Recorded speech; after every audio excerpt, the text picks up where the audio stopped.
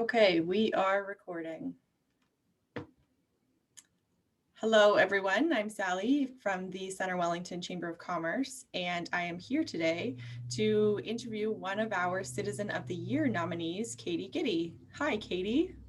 Hi, Sally. Great to be here with you today. I'm so sorry this isn't, on a patio with a coffee and a treat in hand, but we'll do what we can through lockdown. So we want to, this year, this is a new project for this year, and you're my first one, so there might be some bloopers, but we want to highlight our Citizen of the Year nominees and find out a little bit more about them, build some excitement before we announce the winners in June. So why don't you start by telling everyone who you are, how long you've been around in Center Wellington, and maybe what you love about Center Wellington. Well, as Sally introduced, I'm Katie Giddy, formerly Cheesemond, and I moved here to Centre Wellington in 2001 with my family from the UK. And one of the most incredible things about our journey to this area was, I got presented at that time with a photograph, which was like, population Alma, 99 happy people, one grouch. And I'm like, where on earth are we going? And looking back, I wouldn't change it for the world. Centre Wellington is my home. It's been my home since we moved. And I really feel now that like I'm part of the CW family. I just did the math, so that's 20 years ago. Yeah, almost. Coming up, we'll plan a party. Okay, so as you know, you've been nominated for Citizen of the Year. Were you shocked? Super shocked. Super shocked. Not gonna lie, I prefer to be the person at the keyboard making the nominations rather than receiving them. And I wasn't, I had no idea. And that's funny, considering for many years I've been on the Awards of Excellence Committee in different capacities. And until I got a call from one of my incredible nominators, I had no idea. So what do you know about your You maybe don't know anything that's sitting in front of me about your nomination package. No, I don't know anything about the nomination package other than I was contacted by the three amigos that I think might have written something, put something on paper.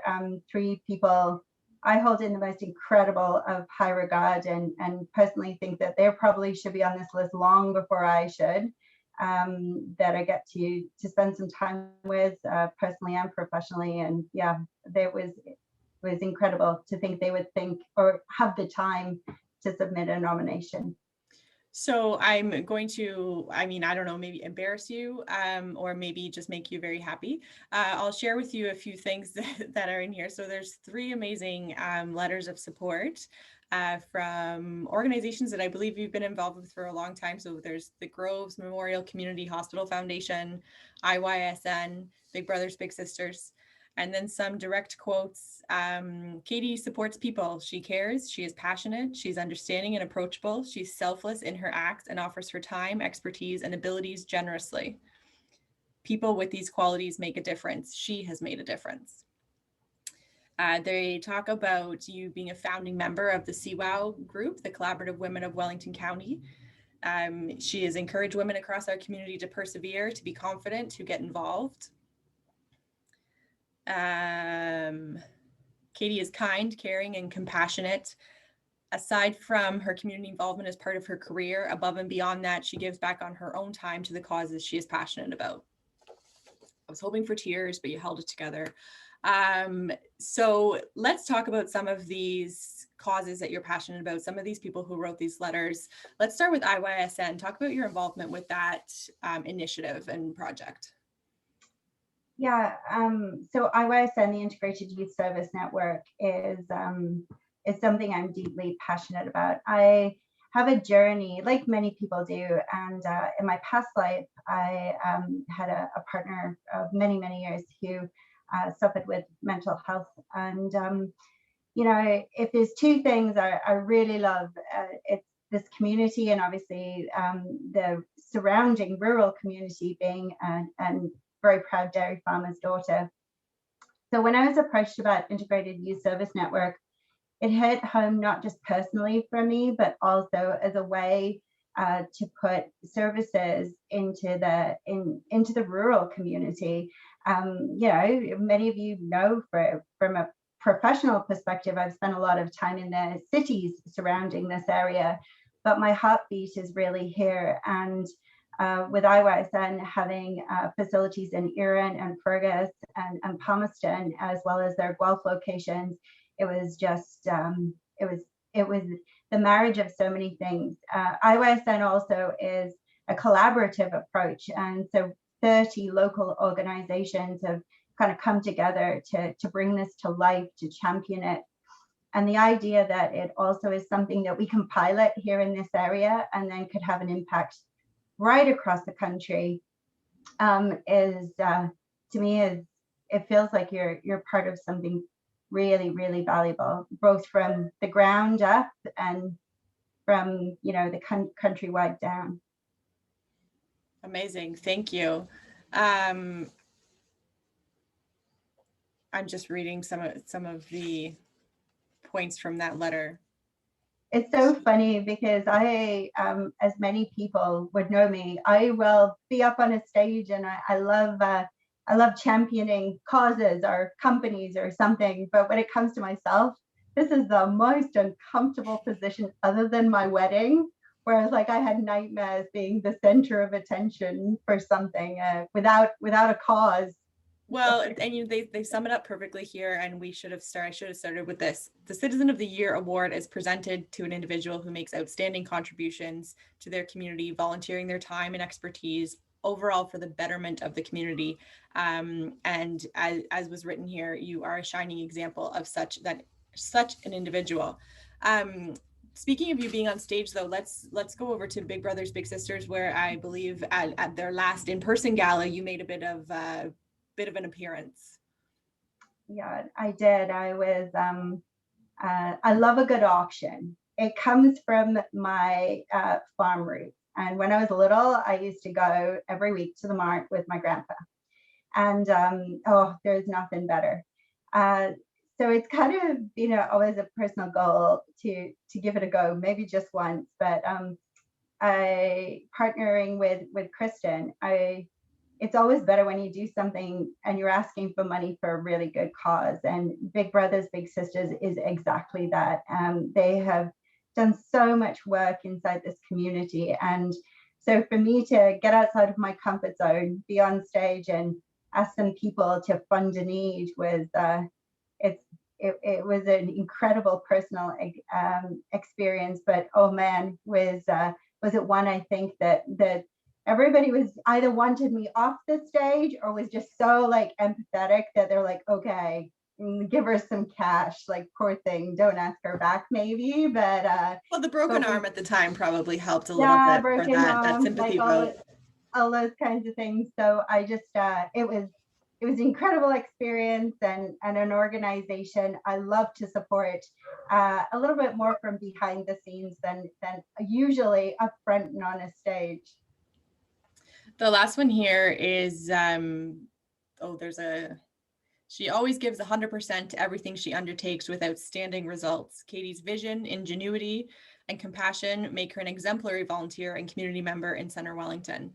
And so you were part of the fundraising initiative around the new hospital, around New Groves. Is that right? Yeah, that is correct. And I always think of myself, I call it guerrilla volunteering.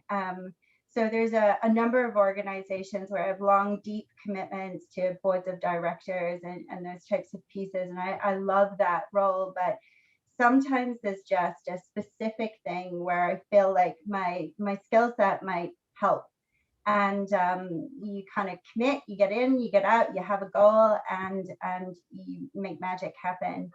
And Laurie and the incredible team at Groves they do so much with so little from a human resources perspective. They're only a very tiny team compared to many hospital foundations. So I got to work with a wonderful group to be able to execute the Gala for Groves. Never before done. And one of the most exciting things about that was I got to rock a spreadsheet. Love a good spreadsheet, set some goals, make things happen. And also realize that inside our community at that time, the event was going to be kind of exclusive, like it's pretty small, simply because we just don't have locations that can take tons of people. So we sort of expanded the scope to our golden ticket, which was a really great success, and some wonderful prizes. But just like anything, it takes a village, and we're just a few people. I'm just a person helping to champion something. Without the great sponsors and people that bought tickets or supported, came to the gala, it wouldn't have happened. But we were absolutely thrilled. We knocked our target out of the park, first starting around the $200,000 mark and raising in excess of $300,000 for the hospital, finishing the hospital. And who was to know, who would know at that time that it would become such at the forefront of all of our conversations, and such an incredibly important part.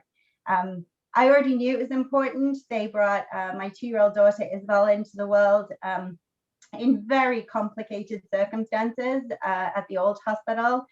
So I coined, to me, it was this: we needed a hospital in this community that was as good as the people that were in the old one.